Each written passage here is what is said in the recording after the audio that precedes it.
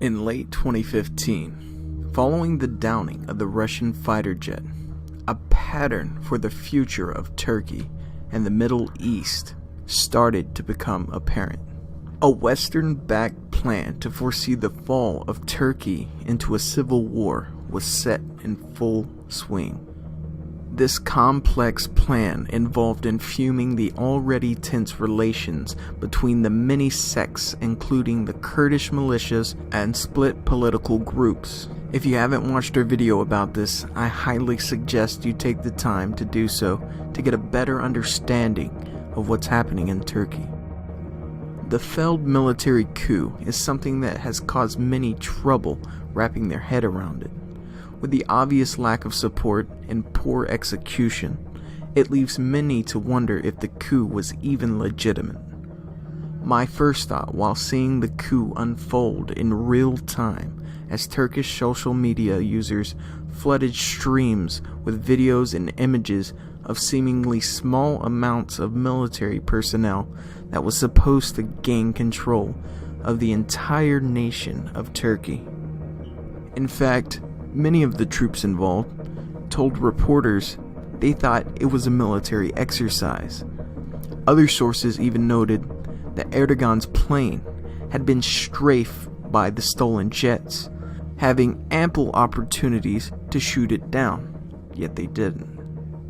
It's not too far-fetched to suggest that someone such as Erdogan, who is known for breaking political promises and ousting all his competition, in addition to overseeing one of the highest rates of jailing journalists in the world.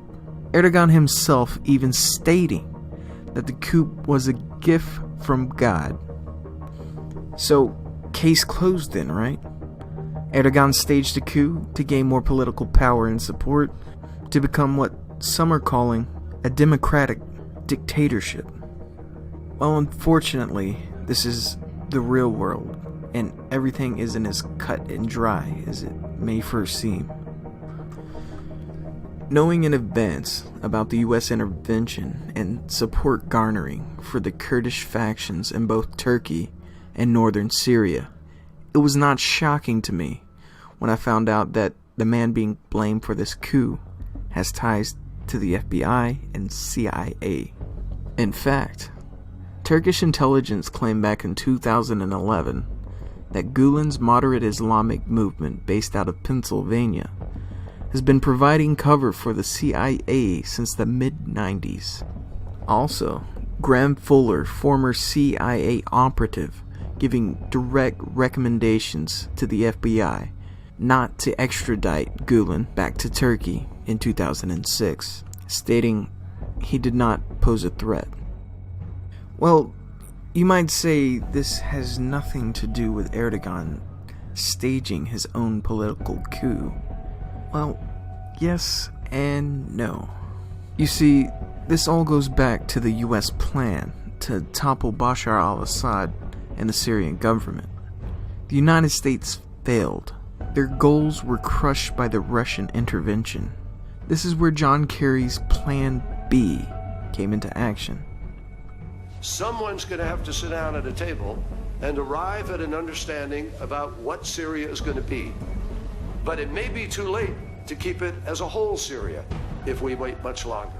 Plan B is the dividing of Syria into three sects, which include Sunni, Shia, and the Kurds. The reason this is the goal is to weaken Russia's influence in the Middle East. Because once they break it up, they're never putting it back together. Including their access to oil set up through deals with the Syrian government. This purposely bypasses US and Israeli-backed nations.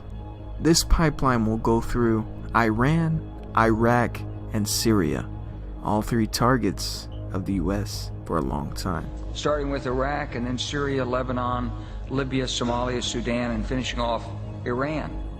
The truth is about the Middle East is, had there been no oil there, it would be like Africa. Nobody is threatening to intervene in Africa. With these countries toppled, Russian intervention would be next to impossible without creating a World War III scenario. So again, what does that have to do with Erdogan? Even with his many flaws and outright fallacies, Erdogan was elected democratically, even if it was lying his way in. And despite his dreams of joining the EU and his connections with ISIS, he's not necessarily bought and paid for, which makes him unpredictable and unreliable for Western-backed plans, which have been proven on many occasions with the conflict in Syria. This, on top of his military actions against US-backed Kurds in northern Syria, is more than enough reason for the US to orchestrate the removal of Erdogan from power. Again, this was largely kicked off by the downing of the Russian jet that set off a domino effect to destabilize and divide the country. In the video I'm going to be linking, we talked about how Erdogan was talked into shooting down this Russian jet back in 2015. So, all that being said, the most likely scenario is that Erdogan and the Turkish intelligence foresaw a planned coup d'etat by Gulen supporters. This is why, leading up to the coup, Erdogan was already systematically purging Gulen supporters from power. Fearing a coup backed by CIA-involved Gulen created this event in order to gain support and oust the military and political leaders ultimately plotting against him. You see, when every single Western news outlet almost unanimously condemn and push a rhetoric that would be considered conspiracy theory if we mentioned it, you have to stop and question the motive and look at the evidence. It is no coincidence that after the entire Cold War and all the wars fought in the Middle East and past coups in Turkey, did they decide to mention the possibility of nukes we store in Turkey falling into the hands of belligerents and CIA-created ISIS, formerly known as Al-Qaeda.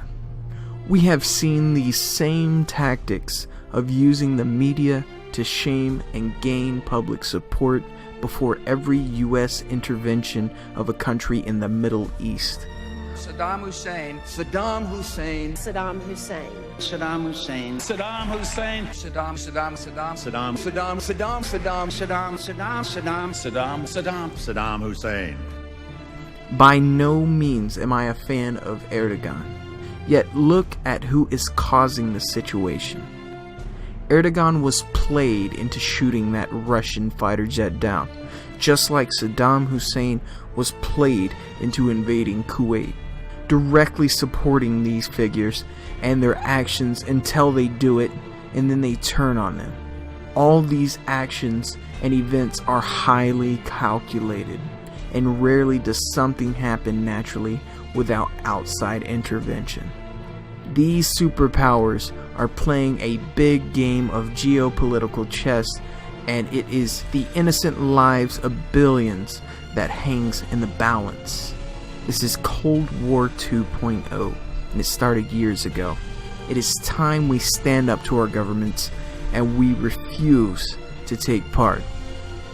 These are my theories based on research and critical thinking.